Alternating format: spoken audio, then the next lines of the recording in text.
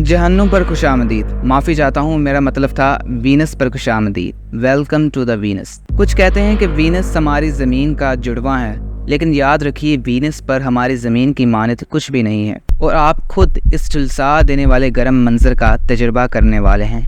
आपका मिशन सिर्फ इतना है कि आपने 5 सेकंड वीनस की ज़मीन पर गुजारने हैं और मुझ पर भरोसा करें, ये 5 सेकंड आपके लिए बहुत तवील होने वाले हैं। वीनस सूरज से तकरीबन दूसरा सैयारा और हमारा करीब तरीन पड़ोसी भी है।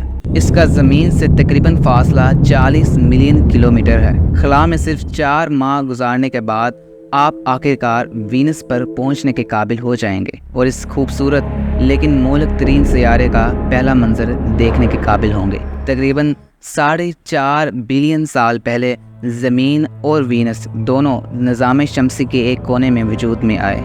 ये खलाई चट्टान तकरीबन हमारी ज़मीन की जिसामत की ही जैसी है और इसकी ग्रेविटी भी ज़मीन की मुशाबित रखती है, लेकिन हमारे घर के बरक्स वीनस की सूरत-ए-हाल काफ़ी संगीन है। हम ये जानते हैं क्योंकि हम इस झुलसा देने वाली दुनिया में तहकीकात के लिए बहुत से स्पेस क्राफ्ट्स और स्पेस प्रोब्स भेज चुके हैं। कुछ स्पेस क्राफ्ट ने इसका चक्कर लगाया तो कुछ ने इसकी सतह पर उतरने की हिम्मत भी की, लेकिन वो ज़्यादा देर तक ना टिक पाए।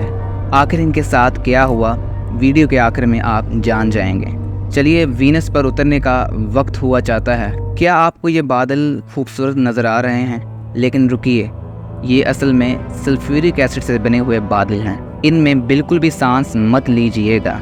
अगर आपने इनमें एक बार भी सांस ली तो आपको सड़े हुए अंडों की खुशबू आएगी, लेकिन ऐसा करने के लिए आपको अपना हेलमेट उतारना पड़ेगा, जिसकी मैं बिल्कुल भी इजाज़त नहीं दूंगा। वीनस की सतह से तकरीबन 50 किलोमीटर की ऊंचाई पर आपको शायद ही कुछ नज़र आए, क्योंकि नाकाबिल हद तक इसका थिक एटमॉस्फेयर इस सैयारे के नज़ारों को रोक देगा। वीनस की फ़िज़ा ज़्यादातर कार्बन डाइऑक्साइड से बनी हुई है और इस वजह से ये इतनी मोटी है कि ज़मीन से निकलने वाली हीट को अपने अंदर ट्रैप कर देती है, जिससे वीनस का दर्जा हरारत हमेशा हाई रहता है। जब आप मज़ीद 15 किलोमीटर नीचे उतरेंगे तो धुंधनुमा फ़िज़ा दूर हो जाएगी और आप पहली बार नीचे की ज़मीन का मंजर देख सकेंगे। पहाड़ों और आतिशफ़िशां से ढकी हुई जंग आलूद सतह को पहली बार देखने के काबिल होंगे। ऐसा लगता है कि ये आतिशफ़िशां अभी भी एक्टिव है। आप इसके गिर्द घूम सकते हैं और सैंपल भी इकट्ठे कर सकते हैं। वीनस का एटमॉस्फेयर ज़्यादातर कार्बन डाइऑक्साइड से बना हुआ है, जिसमें कुछ ज़र्रात नाइट्रोजन के भी शामिल हैं। ठीक है, अब आइए देखते हैं क्या हम यहाँ पर लैंड कर सकते हैं। ऐसा लगता है कि ये ज़मीन अच्छी है, यहाँ हम उतर सकते हैं। Mission Control, am I clear for landing? लगता है कि लैंडिंग से पहले सिग्नल ख़त्म हो चुके हैं, तो आखिरकार हम वीनस की सरजमीन पर उतर चुके हैं। जैसे ही आप वीनस की ज़मीन पर कदम रखेंगे और आसमान की जानिब देखेंगे तो आपको एक बड़ा सा पीले रंग का दायरा यानी सूरज नज़र नहीं आएगा, क्योंकि वीनस पर हमेशा सुबह ही रहती है, चाहे दिन का कोई सा भी वक्त हो। इसकी वजह यह है कि वीनस का माहौल सिर्फ 10% सूरज की रोशनी को ही ज़मीन पर पहुंचने देता है। लेकिन ठहरिए, वीडियो के आगाज़ में हमने एक स्पेस प्रोब की बात की थी जो वीनस की सरजमीन पर उतरने में कामयाब हो गया था। उसके साथ क्या हुआ था? जी हाँ, वो था वेनेरा 13।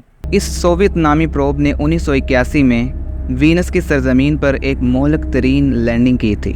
नाकाबिल यकीन हद तक ये 127 मिनट तक वीनस की सरजमीन पर टिका रहा, लेकिन फिर वेनेरा 13 ने इस जहन्नुम के सामने अपने हथियार डाल दिए। वीनस ने इसे मुमकिन तौर पर इंतहाई दबाव के साथ कुचल दिया होगा या ये पिघल गया होगा। लेकिन ठहरिए, आप डरिए मत, अब पलटने का कोई रास्ता नज़र नहीं आता। हम पहले ही 1 घंटा लैंडिंग पर खर्च कर चुके हैं और अब हम मिशन के बहुत ही करीब हैं। आपका मिशन सिर्फ बाहर वीनस की ज़मीन पर 5 सेकंड गुजारना है। जी हाँ, तो चलिए वीनस की सरजमीन की जानिब बढ़ते हैं।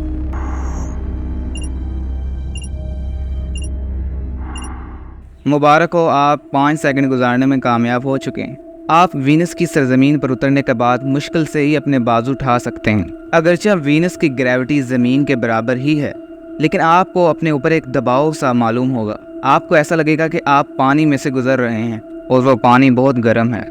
आपके प्रोटेक्टिव गियर बहुत अच्छा काम कर रहे हैं और आपकी हिफाजत कर रहे हैं। आपके स्पेशल सूट के अंदर लगा हुआ थर्मामीटर आपको बताएगा कि बाहर का दर्जा हरारत 475 डिग्री सेल्सियस है। जो कि आपको पिघलाने के लिए काफ़ी है।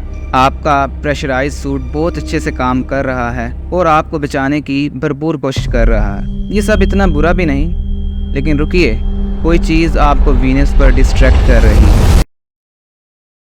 आपका हिफाजती सूट टूट रहा है। ये सब कुछ वीनस पर मौजूद सख्त दबाव की वजह से है, जो कि अर्थ के मुकाबले में वीनस पर 90% ज़्यादा है। आप इतने ज़्यादा माहौलियाती दबाव के साथ वीनस की ज़मीन पर गिर जाएंगे। वीनस हर तरफ से आपको कुचलने की पूरी कोशिश करेगा। चूँकि आपका प्रोटेक्टिव सूट टूट चुका है, तो आप वीनस के माहौल में सांस लेने की कोशिश करेंगे, लेकिन याद रखिए वीनस की हवा में ऑक्सीजन नहीं है। जैसे ही आप वीनस के माहौल में सांस लेंगे, तो वीनस की हवा आपके गले के अंदर जख्म कर देगी। जैसे ही आप अपने खलाई जहाज़ की जानिब तेज़ी से दौड़ेंगे, आप चंद ही सेकंड में मर जाएंगे।